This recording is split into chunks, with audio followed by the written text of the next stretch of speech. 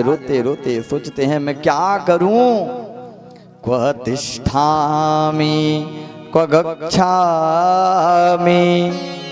को मे दुःखं व्यपोहयेत् प्राणस्त्यजामि दुःखेन हा कष्टं मम संस्थितम्। मैं अब कहाँ जाऊं, कहाँ बैठूं, जहां जाता हूं वहीं ये मेरे नाम को धूमिल कर दिया है। मैं समाज को कैसे अपना मुख दिखाऊं कि इतने बड़े विद्वान पंडित जी का बेटा मांस भक्षण कर रहा है, मैं कैसे अपना मुख दिखाऊं। एक ब्राह्मण का पुत्र मदिरा पान कर रहा है, जुआ खेल रहा है, मैं कैसे समाज को अपना मुख दिखाऊं। उसी समय पढ़ लिख करके गौकर्ण जी आए, तेज है मुखमंडल पर, संध्या करते हैं, गायत्री जप करते हैं, सम्मान करते हैं। आज पुत्र को देखे हैं, प्रसन्न हुए। पिताजी आप क्यों दुखी हो? पिताजी कोई किसी के सुख का कारक नहीं होता, और पिताजी सुखी भी कोई नहीं है। शास्त्र कहते हैं ना, न चेन्द्रम सुखम किंचन न सुखम चक्रवर्तिनः सुखमस्ति विरक्तस्य मेनिरेकांत जीविनः। न राजा सुखी है, न चक्रवर्ती सुखी है भैया। सुख को तो वही पा सकता है, सुख मस्ति विरक्तस्य। जो विरक्त है वही सुख को पा सकता है। इसलिए पिताजी अभी संसार को त्यागो। आज एक पुत्र अपने पिता को उपदेश दे रहा है ज्ञान प्राप्त करके। पिताजी अब इस संसार की माया को त्यागो। आज गौकर्ण जी 2 श्लोकों में अपने पिता को दिव्य ज्ञानोपदेश दिए हैं। इसी को भागवत जी में गौकर्ण गीता कहा गया है। बड़ा सुंदर ज्ञान है, आप लोग बड़े ध्यान पूर्वक सुने, जिससे आपको यह सरलता से समझ में आवे। देहे स्थिमां सरुधिरैर्भीमतिं त्यज त्वं जाया सुतादिषु सदा ममतां विमुञ्च अस्यानिशं जगदिदं क्षणभङ्गनेष्टं वैराग्यरागरसिको भवभक्तिनिष्ठा धर्मं भजस्व सततं त्यज लोकधर्मान् सेवस्य साधु पुरुषान् जहि काम तृष्णा। पिताजी लोग अनेका अनेक अभिमान में रहते हैं। कोई देहाभिमान में रहता है, पर क्या हमने कभी विचार किया कि जिस शरीर पर, जिस देह पर अभिमान करते हैं, क्या यह अभिमान योग्य यह देह है जिस पर हम सभी अभिमान करते हैं? क्या यह किसी ने विचार किया? इस देह में क्या है भैया? देहे सीमांस रुधिरैर्भीमतिं त्यजत्वं। मांस रुधिर।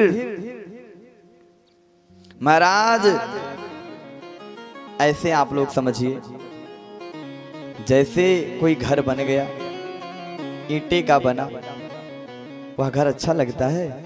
नहीं ना। पर यदि उसी घर को अच्छे से पलस्तर कर दिया जाए, बढ़िया पेंट लगा दिया जाए, तो वही घर अच्छा लगने लगता है।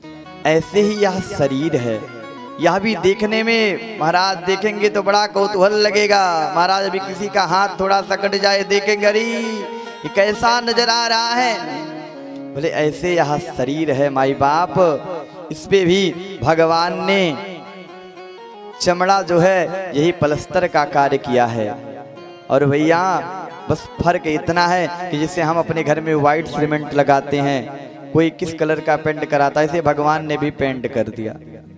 किसी को व्हाइट सीमेंट से किया तो किसी को ब्लैक कलर से कर दिया, किसी को ब्राउन कर दिया। हाँ?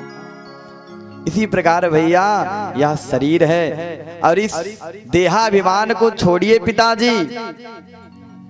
जाया सुता दिसु सदा ममताम विवंच। सब कुछ चला जाता है माई बाप, पर ये माया साथ छोड़ करके नहीं जाती। ये माया में जो पड़ा वो पड़ा रह गया। इसलिए पिताजी या शरीर जो है ना, या कोई भी व्यक्ति है, हम लोग किसी से प्रेम कर लेते हैं, अरे इसके बिना हम नहीं रह पाएंगे। कई लोग वियोगी बने रहते हैं कि हाँ मुझे छोड़ करके चला गया तो मैं कैसे रहूंगा। भैया पश्या निशम जगदिदम क्षणभंग निष्ठम। कोई आपको छोड़ करके चला गया तो उसके वियोग में ना रहिए, आप आगे बढ़िए। और भैया ये तो समाज की रीति है, एक ना एक दिन तो हर एक व्यक्ति सबका साथ छोड़ करके जाएगा। बस ऐसे जाएगा जैसे हम लोग ट्रेन में बैठते हैं, कोई अच्छा व्यक्ति मिल गया, उससे बातचीत की तो मित्रता हो गई, पर उसका स्टेशन आएगा तो वहां तो उतरेगा ही उतरेगा ना, और नहीं उतरेगा तो काला कोट वाला आएगा वह उतार देगा। ऐसे ही ये सृष्टि है। यदि हम लोग समय से अपने स्टेशन पर नहीं उतरे तो महाराज यमराज काले काले कोट में आते हैं, पर भैंसे के रूप में आएंगे और लेकर जाएंगे। पर फिर भी कोई उतरना नहीं चाहता। टीटी से क्या कहते हैं, अरे बस आगे का स्टेशन यही उतर जाएंगे, लेकिन टीटी नहीं मानता, उतार देता है। ऐसे ही यमराज भी आएंगे और ले जाएंगे, क्योंकि एक क्षण का भरोसा नहीं है कि क्षण भंगुर जीवन की कलिका कल प्रात को जाने खिली न खिली। मलया गिरि सुचि शीतल मंद सुगंध समीर मिली न मिली। कलिकाल कुठार लिए फिरता तन नम्र सी चोट झिले न झिले। इसलिए भैया माया को छोड़िए, यहाँ कोई किसी का साथ नहीं देगा। और पिताजी धर्म का आश्रय लीजिए। धर्मम भजस्व सततम त्यज लोक धर्मान। ये जो लोक धर्म को लोग पालन करते हैं ना, इसको छोड़िए, ये नहीं साथ देगा। कोई आपको कितना भी बोले, पर महाराज रुकना नहीं है। और यदि आप जैसे परिवार की सेवा करते हैं ना, यदि परिवार आपका समझदार हो जाए तो आप छोड़िए माया को और कहाँ लग जाइए। सेवस्य साधु पुरुषान जहि काम तृष्णाम। जिसने काम की तृष्णा को छोड़ दिया है, ऐसे साधुओं की संगति करिए, ऐसे साधुओं के द्वारा बताए गए मार्ग को प्रशस्त करिए पिताजी। क्योंकि यहाँ कोई किसी का साथ क्षण भर के लिए भी नहीं देने वाला। लोग खूब कहते हैं ये मेरा साथ देंगे, वो मेरा साथ देंगे, पर माई बाप कोई किसी का भी साथ नहीं देगा। एक बहुत पुराना श्लोक आता है, व्यास जी कहते हैं कि धनानि भूमो पशवश्च गोष्ठे भार्या गृहद्वारि जना श्मशाने। देहश्चितायां परलोक मार्गे कर्मोनुगो गच्छति जीव एकः।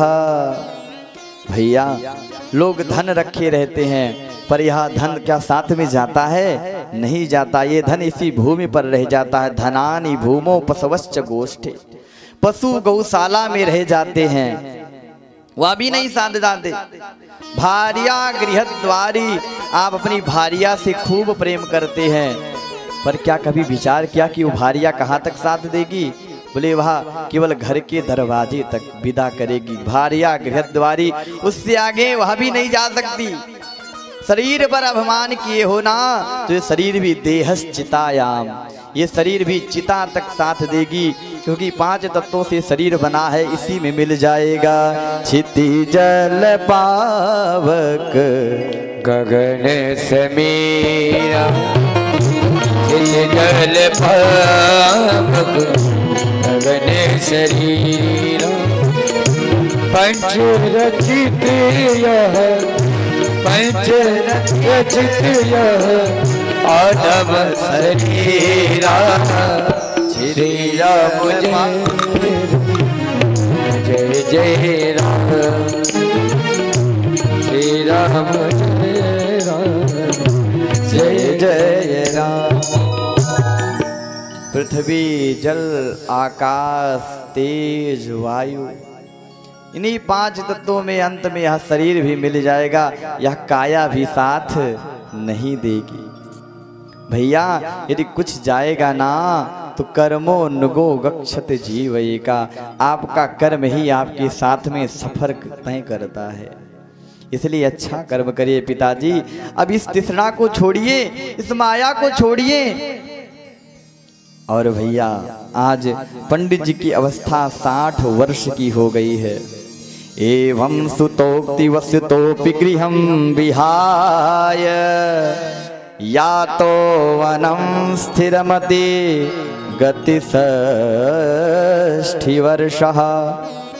60 वर्ष की अवस्था में अपने पुत्र की एक एक बात को समझे हैं और आज वन को गए हैं। जीवन में सबके वन लगता है पर जाता कोई नहीं है। महाराज 49 गिनती आई 50, पर अब यहाँ से गृह को त्यागने का समय आ गया, क्योंकि अब जीवन में आपकी वन लग गया। 51 लग गया, फिर 52, 54, 56, 57, 58। व्यक्ति नहीं मानता तो 59। गांव में 60 किसे कहते हैं? बोले जो मूर्ख होता है। पर जो अत्यंत मूर्ख हो जाए तो बोले 60। तो लोग सोचते हैं भैया 60 वर्ष के हो जाएंगे तो पेंसिल मिलेगा, तो काहे को जाए वन में, है? इसलिए भैया जीवन में वैराग्य वृत्ति को धारण करना अत्यंत अनिवार्य है। चाहे आप गृह में रह करके वैरागी बने या जंगल में जाकर के आत्मदेव जी से बने। आत्मदेव जी आज जंगल में गए हैं पुत्र के उपदेशों के कारण। वन में गए तो महाराज संतों का संग किया और भागवत जी की 10